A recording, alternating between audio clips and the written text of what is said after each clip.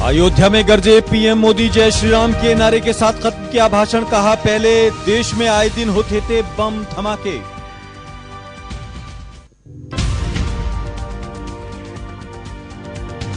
Bharatiya Janata party पर प्रियंका गांधी का हमला। कहा, यूपी में बुरी तरह हारेगी बीजेपी, जहां कमजोर उम्मीदवार हैं वहां बीजेपी के काटेंगे वोट।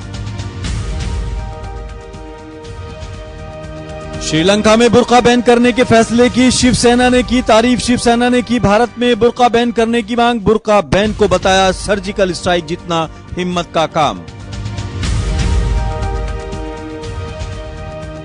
और लखनऊ के एक घर में लगी आग। आग लगने से 5 लोगों की मौत। गैस चूल्हे में आग लगने से हुआ हादसा। राहत और बचाव का काम जारी।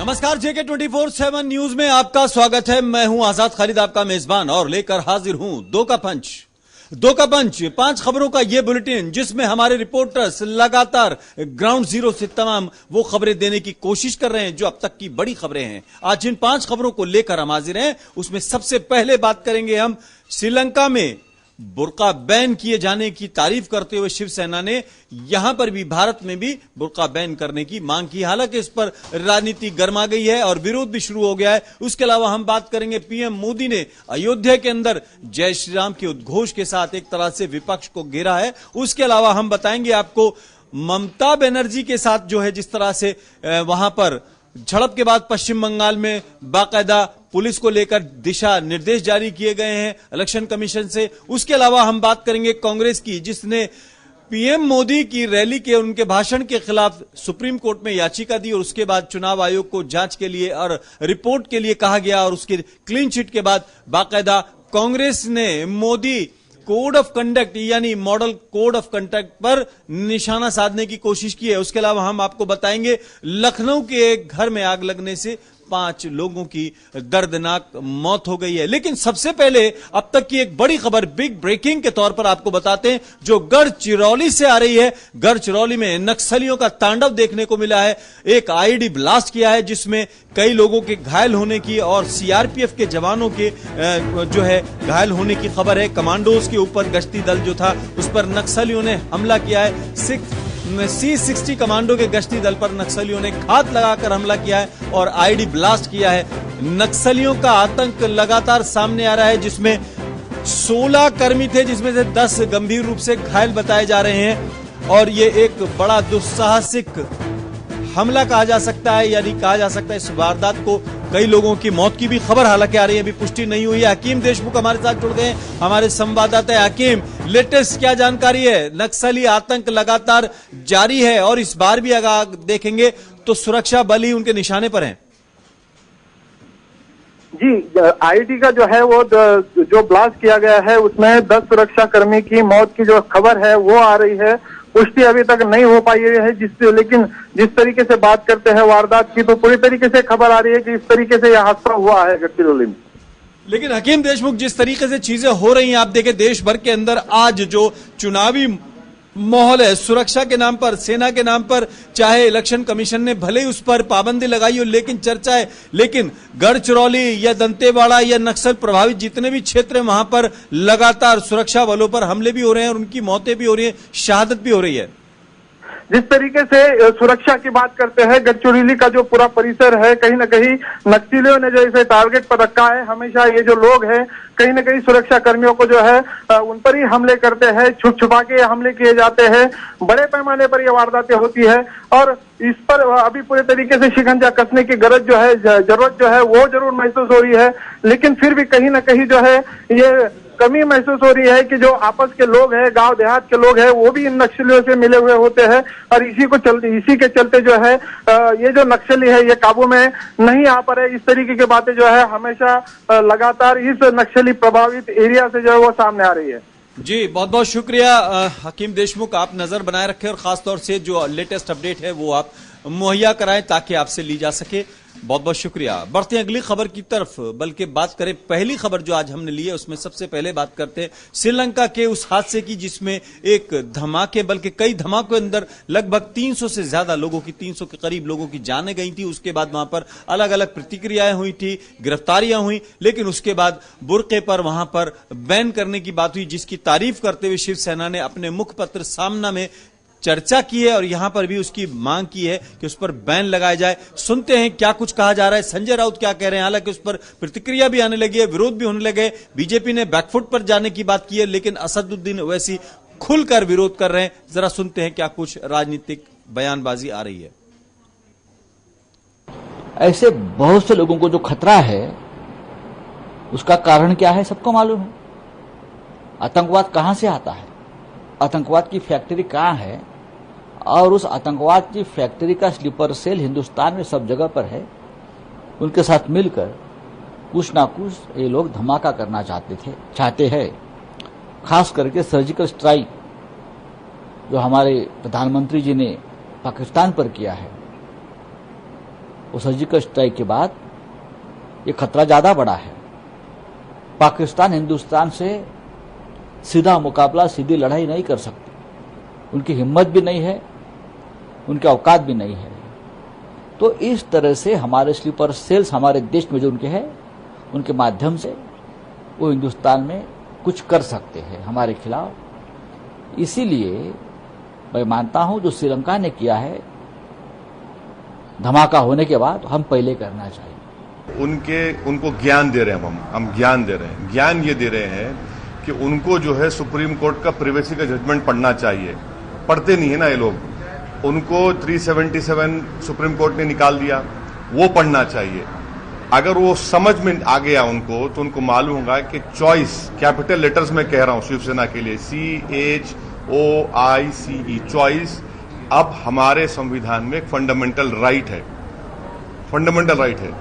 आप जीन्स पहने, आप बुर्का पहने, नकाब पहने, घूंघट पहने, आप कुछ ना पहने, ये समझने की जरूरत है। क्योंकि शिवसेना ने कुलाटी मारकर जो मोदी का हाथ पकड़ लिया, तो पॉलिटिकली उनके पास अब कुछ छुपाने को है ही नहीं, तो इसीलिए ये बकवास कर रहे हैं। तो ये कॉन्स्टिट्यूशन में इसकी इजाजत है। रहा सवाल कि दूसरे कंट्रीज का, मुझे दूसरे कंट्रीज के बारे में कुछ कहने की जरूरत नहीं है, क्योंकि हिंदुस्तान का संविधान, हिंदुस्तान के सुप्रीम कोर्ट जजमेंट्स वो लॉ हैं जो शिवसेना पोपट नहीं समझ सकती है। जी हाँ, इस पूरे मामले पर हमारे साथ अशोक पांडे जुड़ गए हैं मुंबई से। अशोक, क्या है जिस तरह से कहा जा रहा है कि इस पर राजनीति तो होने लगी है, लेकिन अगर शिवसेना ने सामना में भी कहा है और फिर बाकायदा बयान भी दिया है, लेकिन ओवैसी कह रहे हैं कि जिस तरह से उन्होंने पहले मोदी साहब की बुराइयां की और फिर बाद में गुलाटी मारकर साथ मिल चुके हैं, तो क्या उनके पास भी छुपाने को कुछ नहीं बचा है? क्या कहते हैं, इसमें राजनीति गर्मा गई है?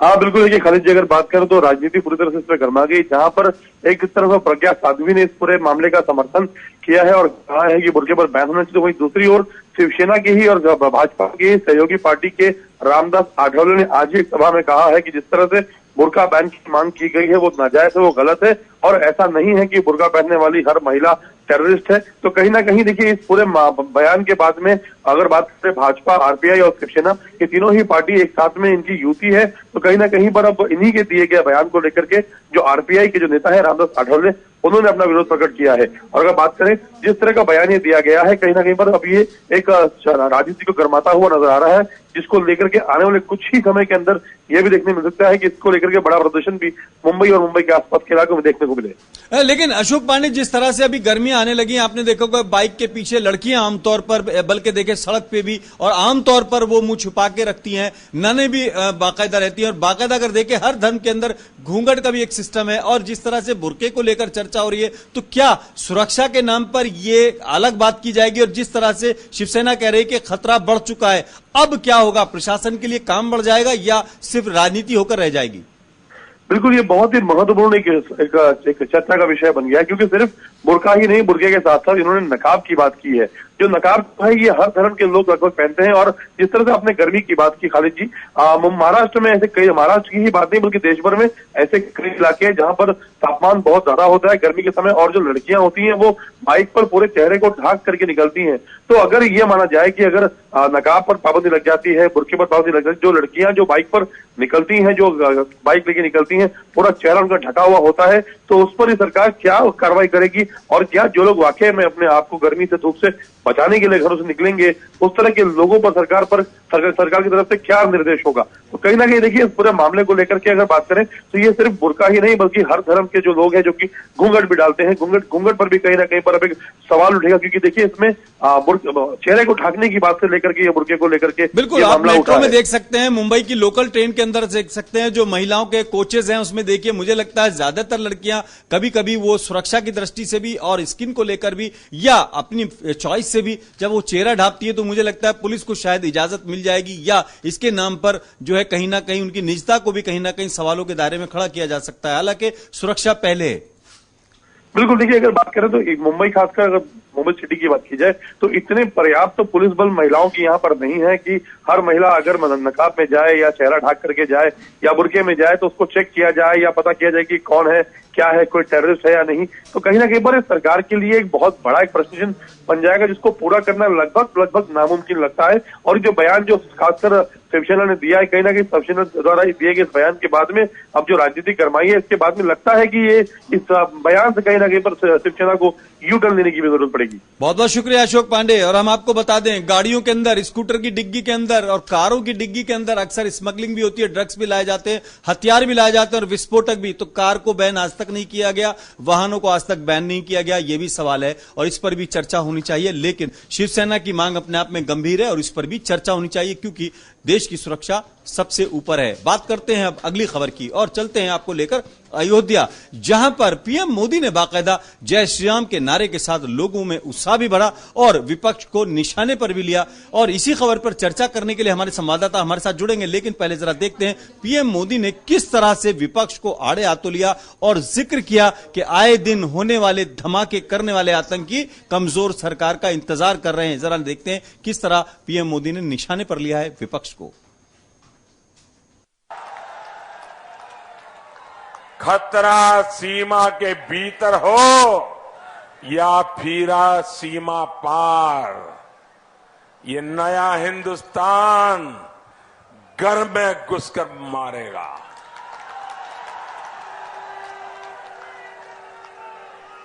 गोली का जवाब गोले से देगा।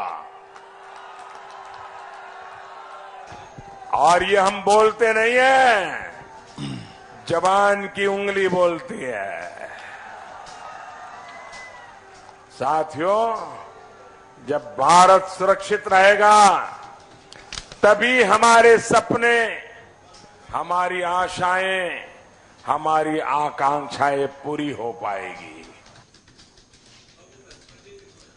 हमारे साथ संजय श्रीवास्तव जुड़ गए इस पूरी खबर पर जानकारी देने के लिए। संजय, जिस तरह से कहा था कि घर में घुसकर मारेंगे, ये एक तरह से बड़ा ट्रेंडिंग चल रहा है और खास तौर से पूरे चुनाव में ये बात सही है कि इसको लेकर लोगों में उत्साह भी है। क्या कुछ वहां आपको देखने को मिला?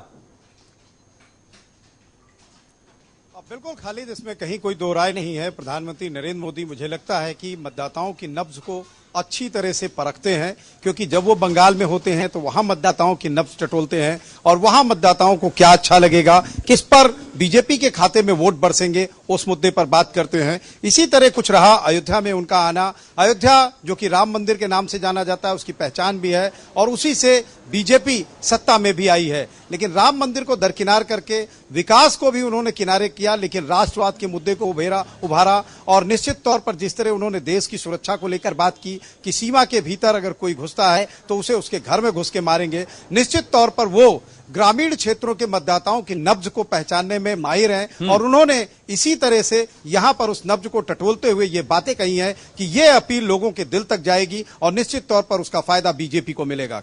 लेकिन जो उनका स्टाइल है वो भी फैनेटिक करने के लिए काफी है। जिस तरह वो कहते हैं कि जबान नहीं बोलेगी, गोली उंगली बोलेगी जवान की, ये जो इशारा है ये भी कहीं ना कहीं लोगों को उत्साहित करने के लिए एक तरह से पूरा है। बिल्कुल, क्योंकि जब मोदी की रैली चल रही थी उस बीच में हम भीड़ में थे और लोगों से जब बात कर रहे थे तो निश्चित तौर पर मोदी ने जो कुछ मंच से कहा वही लोगों के दिल में उतर रहा था और उसी को लेकर वो बहुत ज्यादा उत्साहित थे, जोश में थे और उनका मानना था कि मेरा वोट मोदी को इसलिए जाएगा क्योंकि राष्ट्रवाद सबसे ऊपर है और राष्ट्रवाद से समझौता नहीं कर सकते और देश की सुरक्षा सबसे ऊपर है और मोदी ही सिर्फ देश को सुरक्षित रह सकते हैं, चाहे पाकिस्तान हो चाहे और भी कोई देश हो। अगर वो हमारी तरफ आंख उठाकर देखता है तो उसको मुंहतोड़ जवाब देने में मोदी सक्षम है। शायद ये नब्ज जो है मोदी ने यहां आने से पहले ही टटोल ली और इसीलिए उसी नब्ज पे चोट की जिससे मतदाताओं को लुभाया जा सके और मतदाताओं का वोट हासिल किया जा सके। बिल्कुल, और जिस तरह संजय श्रीवास्तव अगर अयोध्या में और जय श्री राम का जिक्र ना हो तो वो भी कहीं ना कहीं अधूरा लगता है। पीएम मोदी ने ये कसर भी पूरी की है और बाकायदा मंच से लोगों को उत्साहित करते हुए ये नारा भी दिया। बिल्कुल खालिद, देखिए 2014 में जब मोदी आए थे अयोध्या तो मंच पर वो तब भी अयोध्या में रामलला के दर्शन करने नहीं गए, हनुमानगढ़ी भी नहीं गए, लेकिन जिस मंच पर वो थे वहां श्री राम की जो तस्वीर है वो सामने रखी गई थी और आज भी जैसे ही वो यहां पहुंचे हैं मंच से उन्होंने जय श्री राम के नारे लगवाए और राम मंदिर की बात की और निश्चित तौर पर ये भरोसा जताने की कोशिश की कि मामला सुप्रीम कोर्ट में है, अभी वो और उनकी पार्टी इसमें कुछ हस्तक्षेप नहीं कर सकते, लेकिन आगे आने वाले दिनों में सुप्रीम कोर्ट के फैसले के बाद मंदिर निर्माण की दिशा में भी वो पहल करेंगे और जो कुछ हो सकेगा उससे इतर भी जाने को अगर हुआ तो भी वो जाएंगे, लेकिन मंदिर का निर्माण जरूर करवाएंगे। तो इस तरीके की अपील लोगों को कहीं ना कहीं तक छू जाती है, अंदर तक बैठ जाती है, जिससे कि वोट बटोरने में नेता कामयाब होते हैं। बिल्कुल संजय, वैसे भी बीजेपी के लिए ये मुद्दा वैसे भी बड़ा, क्योंकि 8 बार अपने मैनिफेस्टो में इसका जिक्र हो चुका है, वादा किया जा चुका है और पूर्ण बहुमत की सरकार के बाद भी ये चीज ना होना तो कहीं ना कहीं लोगों को सेटिस्फाई करना भी शायद वहां पर बहुत जरूरी था। अब बिल्कुल खालिद, इसमें कहीं कोई दो राय नहीं है कि जो मतदाता होते हैं खासतौर से जब वो अपने जो उनके लिए सबसे बड़ा नेता होता है, लोकप्रिय होता है, विश्वसनीय होता है, उसको देखने से ज्यादा भी महत्वपूर्ण होता है कि उसको सुना जाए और वो क्या कह रहा है। मोदी के जाने के बाद हमने जब बहुत सारे लोगों से बात की तो निश्चित तौर पर वो कहीं ना कहीं मोदी से बहुत प्रभावित दिखे। देखने की बात तो छोड़िए, उन्होंने नजदीक से सुना, कुछ उसमें से थे जिन्होंने पहली बार यानी मोदी की जो रैली है वहां पर पूरी तरह कामयाब रही और खास तौर से लोगों की नब्ज को टटोलने में पीएम मोदी कामयाब रहे, बीजेपी के कार्यकर्ता के तौर पर भी। बहुत बहुत शुक्रिया संजय श्रीवास्तव। बढ़ते हैं अगली खबर की तरफ और बात करते हैं बीजेपी बनाम कांग्रेस की उस जंग में जहां पर अब इलेक्शन कमीशन पर सवाल उठने लगे हैं, क्योंकि वर्धा में पीएम मोदी ने जो भाषण दिया था उसके बारे में कांग्रेस का कहना है कि वो मॉडल कोड ऑफ कंडक्ट का कहीं ना कहीं उल्लंघन है, विरोध है। उसके अंदर उन्होंने शिकायत भी की इलेक्शन कमीशन से, उसके बाद वो बाकायदा जाकर उन्होंने सुप्रीम कोर्ट के अंदर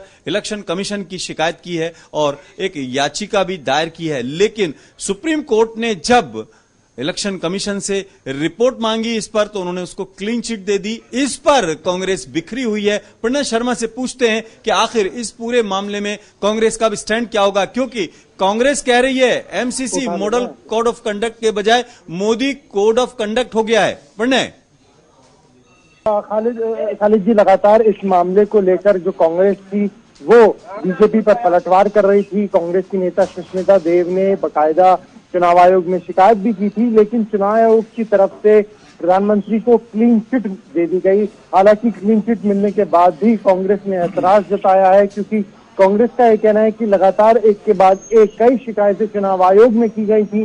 पहला तो चुनाव आयोग में सुनवाई काफी देर से हुई, इस बीच में 4 फेज के जो मतदान है वो हो गए और फिर लगातार इतनी शिकायतों के बाद भी प्रधानमंत्री को क्लीन चिट दे दी गई। इस मामले को लेकर कांग्रेस ने एक बार फिर से अपनी आपत्ति जताई है। यानी लगता यह है कि इस मुद्दे को लेकर कांग्रेस ऑफेंसिव जरूर होना चाह रही है, लेकिन उसके पास या तो उस तरह का कैडर नहीं है, उस तरह के कार्यकर्ताओं का कैडर नहीं है, या उनके पास वो ग्राउंड नहीं है जिसको लेकर वो इलेक्शन कमीशन को कहीं ना कहीं घेर सके या सुप्रीम कोर्ट को कन्विंस कर सके। हाँ बिल्कुल, देखिए आपने ठीक कहा, मैं दूसरे आपके बात से सहमत हूँ कि कांग्रेस के पास वो ग्राउंड नहीं है कि उन मुद्दों पे वो प्रधानमंत्री को घेर सके। चुनाव आयोग के सामने जो दलील वो दे रहे हैं उसे चुनाव आयोग पहली बात तो वाजिब नहीं मान रहा और यही वजह है कि चुनाव आयोग ने क्लीन चिट भी दे दी है। ऐसे में वो कोर्ट का दरवाजा खटखटा सकते हैं, लेकिन क्योंकि अब इतना वक्त भी नहीं बचा है कि वो अपना ध्यान इस ओर लेकिन इस पूरी घटनाक्रम से थोड़ा सा हटके अगर देखेंगे तो इलेक्शन कमीशन ने इस बार डंडा खूब तेजी के साथ चलाया है। आज से आजम खां पर एक और बैन लग गया 2 दिन के लिए। उसके अलावा पहले भी आप देख सकते हैं आजम खां पे पहले भी लगा था। उसके अलावा मायावती, मेनका गांधी, योगी आदित्यनाथ, ये सब लोग वो थे जिसको इलेक्शन कमीशन ने बता दिया था कि हम बैठे हैं। बहुत बहुत शुक्रिया प्रणय शर्मा। बढ़ते हैं अगली खबर की तरफ और बात करते हैं पश्चिम बंगाल की, जहां पर बीजेपी तृणमूल कांग्रेस विवाद बढ़ता गया और बाकायदा विवाद इतना बड़ा कि हिंसा तक होने लगी। अब ईवीएम की सुरक्षा को लेकर बाकायदा गाइडलाइन जारी की गई है। खालिद हसन से जरा पूछते हैं कि उनके पास क्या अपडेट है और इलेक्शन कमीशन ने क्या नई गाइडलाइन जारी की है और क्या कुछ लगता है इस विवाद में अब क्या मोड़ आया है नया। देखिए, जिस तरह से पश्चिम बंगाल में चुनाव के दौरान हिंसा देखने को मिल रही थी, उसको लेकर ही बीजेपी ने शिकायत किया था कि जो पश्चिम बंगाल की जो पुलिस है वो कहीं ना कहीं चुनाव को प्रभावित करने की कोशिश कर रही है और इसको लेकर उन्होंने चुनाव आयोग से शिकायत की थी।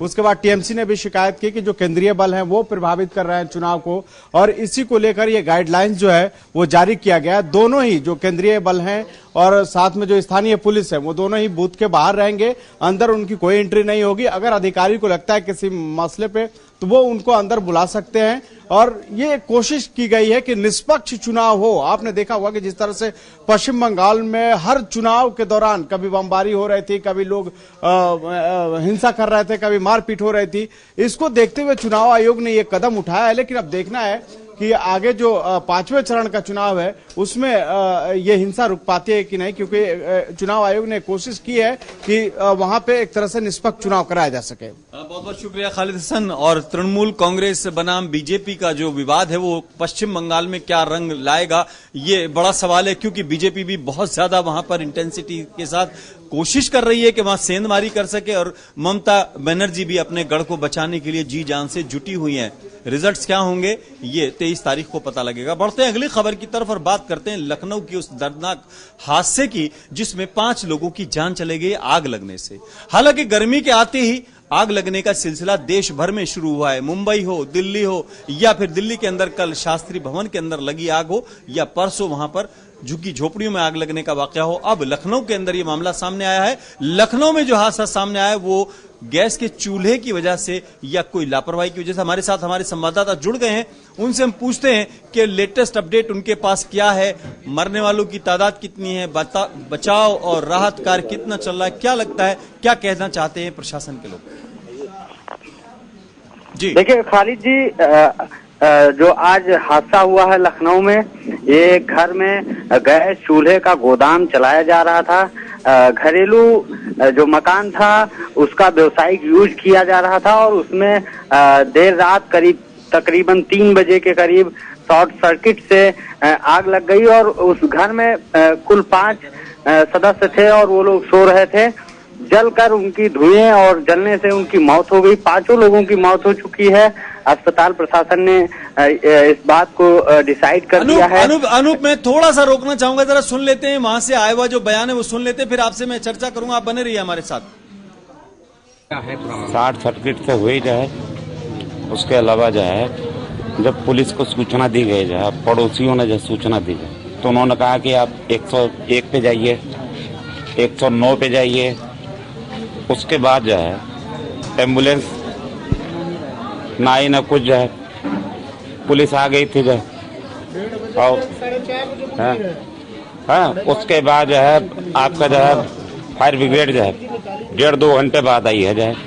तो हम लोग जब मर जाए उससे जो क्या फायदा जाए, ऐसा जो शासन प्रशासन से क्या मतलब है कि भाई अब इस तरह की घटना हुई है, हम जाके मुख्यमंत्री जी से बात करेंगे कि बहुत बड़ी दुर्घटना हुई है, इसमें कोई परिवार में एक ही लोग बचे हैं।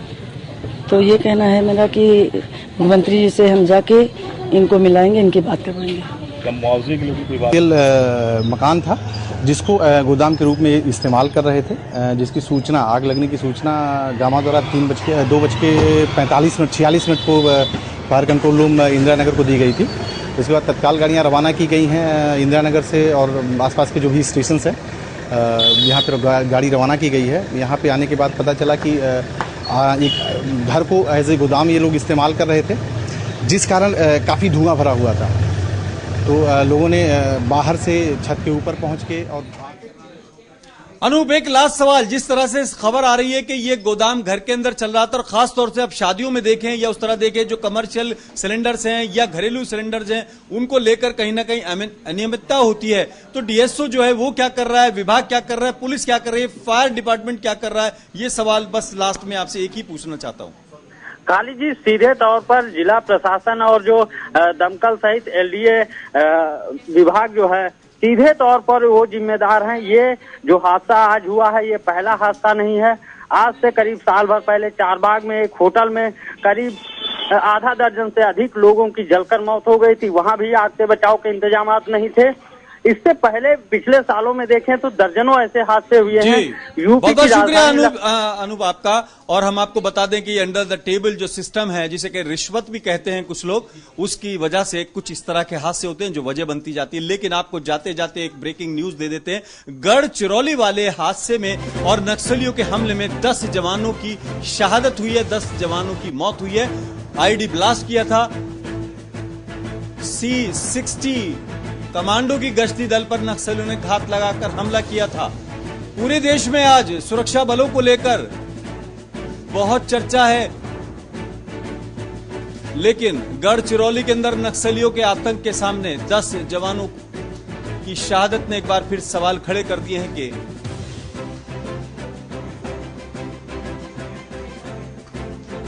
जी हां, ये ब्रेकिंग कहें या दर्दनाक हादसा जिसमें 10 जवान शहीद हो गए हैं, गढ़चिरौली की खबर है। लेटेस्ट अपडेट आपको देते रहेंगे, लेकिन 2 के पंच में आज फिलहाल इतना ही।